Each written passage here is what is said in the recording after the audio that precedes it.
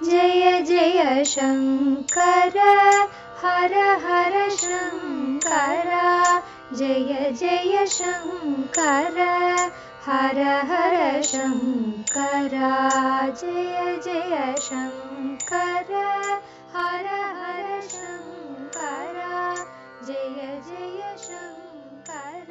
பக்தி தெய்வத்தின் குரல் 4ஆம் பாகம். வண்டு ஸ்தோத்திரம். திருமகளும் தாமரையும். பகவான் விஷ்ணுவின் பாதங்களை தாமரை பூவுக்கு ஒப்பிடுகிறார் நம் பகவத் பாதர்கள். ஸ்ரீபதி பதாரவிந்தே. பத அரவிந்தம் என்றால் திருவடி தாமரை. ஸ்ரீ என்றால் மகாலட்சுமி. ஸ்ரீபதி லக்ஷ்மி நாராயணன். ஸ்ரீபதிக்கு தாமரை பாதம் இருப்பது மிகவும் பொருத்தம். ஏனென்றால் லக்ஷ்மிக்கு தாமரை பூ சம்பந்தம் ரொம்பவும் ஜாஸ்தி. பத்மப்ரியே பத்மினி பத்மஹஸ்தே பத்மாலயே பத்மதலாய தாக்ஷி என்று அவளை ஸ்தோத்திரம் செய்வார்கள். அவளுக்கு தாமரை பூவிடம் பிரியம் அதிகம். ஆகையால் பத்மப்ரியே. பத்மினி என்றால் தாமரை கொடி. மகாலட்சுமி இப்படித்தான் சௌகுமாரியத்தால் துவண்ட கொடியாக இருக்கிறாள். பெண்களில் உத்தமமான லட்சணம் உடையவர்களை பத்மினி ஜாதி என்பதே வழக்கம். பத்மினி என்றால் பத்மங்களை உடையவள் என்று அர்த்தம் செய்து கொள்ளலாம். லக்ஷ்மி நித்திய வாசம் செய்வதாக 5 இடங்கள் உள்ளன. தாமரை பூவின் மத்தி, யானையின் மஸ்தகம் தலை, பசுவின் பின்புறம், வில்வ இலையின் பின்பக்கம், சுமங்கலிகளின் சீமந்தம் அதாவது வகிடு என்பவை இந்த 5. இப்படி 5 இருந்தாலும் எல்லாருக்கும் தெரிந்தது அவள் தாமரை பூவில் உட்கார்ந்திருக்கிறாள் என்பதுதான். படங்களில் அப்படியே போட்டிருக்கிறது. சிற்பங்களும் அப்படித்தான் இருக்கின்றன. அதனால்தான் பத்மாலயே என்றது. அவளுடைய 4 கைகளில் 2இல் 2 தாமரை பூவை வைத்துக் கொண்டிருக்கிறாள். ஆகையால் பத்மஹஸ்தே. அவளுடைய கண்கள் விரிந்த தாமரை இதழ் போல் இருக்கின்றனவாதலால் பத்மதலாய தாக்ஷி. அவளுடைய முகம் தாமரை போன்றது. இந்த ஸ்லோகத்தில் அதை சொல்லாவிட்டாலும் லக்ஷ்மி அஷ்டோத்திரத்தில் பத்மமுகி என்று இருக்கிறது. பத்ம சம்பந்தமாகவே அதிலும் அநேகம் பெயர்களை சொல்லியிருக்கிறது. தாமரை பூவாலேயே மாலை போட்டுக் கொண்டிருக்கிறாளாம். பத்ம மாலாதரா. அவளுடைய திவ்ய தேகம் தாமரை போன்ற வாசனை வீசுகிறதாம். பத்மகந்தினி. இவள் பத்மப்பிரியாவாக தாமரையிடம் பிரியம் வைத்துள்ளது போல இவளிடம் பிரியம் வைத்திருப்பது யார் என்று பார்த்தால் அது நாபியிலேயே ஒரு தாமரையை மலர்த்தி கொண்டிருக்கிறவனாக இருக்கிறது. பத்மநாப பிரியா என்று அஷ்டோத்திரம் சொல்கிறது. பத்மாவதி, கமலா, அம்புஜா, பங்கஜா என்றெல்லாம் தாமரையை வைத்தே லக்ஷ்மிக்கு பெயர்கள் இருக்கின்றன. இதற்கேற்றாற்போல் அவளுடைய பதி ஸ்ரீபதியின் பதம் தாமரையாக இருக்கிறது.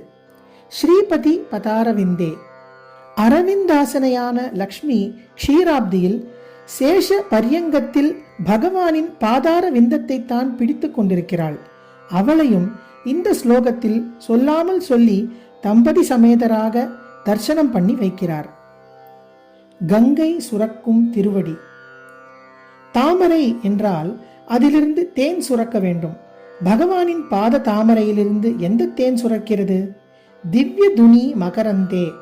மகரந்தம் என்றால் தேன், துனி என்றால் நதி. திவ்ய துனி என்றால் தேவலோகத்து நதி. கங்கைதான் ஆகாசத்திலும் பூமியிலும் பாதாளத்திலும் 3 பெயர்களில். பின்குறிப்பு: ஆகாயத்தில் மந்தாகினி என்ற பெயர், பூமியில் பாகீரதி, பாதாளத்தில் போகவதி. இந்த 3லும் பாய்கிற நதி. மகாபலி சக்கரவர்த்தியின் யாகத்தில் பகவான் குட்டை பிரம்மச்சாரியாக வந்து அப்புறம் விஸ்வாகாரமாக திரிவிக்ரமாவதாரம் செய்து ஒரே காலால் தேவலோகம் முழுவதையும் அளந்தார் அல்லவா? அப்போது அந்த பெரிய பாதம் தேவலோகத்தை எட்டிய போது பிரம்மா ஓடோடி வந்து அந்த திவ்ய சரணத்துக்கு அபிஷேகம் பண்ணினார். அப்படி பண்ணிய ஜலமே மந்தாகினி என்ற பெயரில் ஆகாச கங்கையாகிவிட்டது. அதுதான் திவ்ய துனி. பகவானின் மகாபிரிய பாத பத்மத்திலிருந்து அபிஷேக ஜலம் கங்கையாக பாய்வதை பார்க்கிற போது வெளியிலிருந்து பிரம்மா அதில் ஜலத்தை கொண்டு வந்து வார்த்து அந்த ஜலம் வழிகிற மாதிரி இல்லை. பெரிய தாமரை பூ மாதிரி இருக்கிறதே இந்த பாதம்.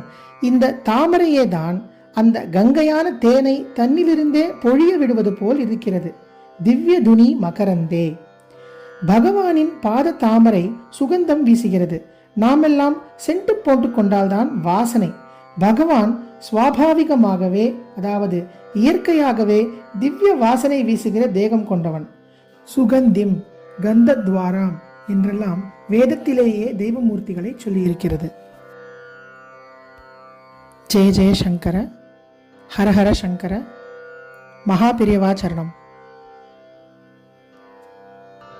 जय जय शङ्कर हर हर शङ्कर जय जय शङ्कर हर हर शङ्कर जय जय शङ्कर।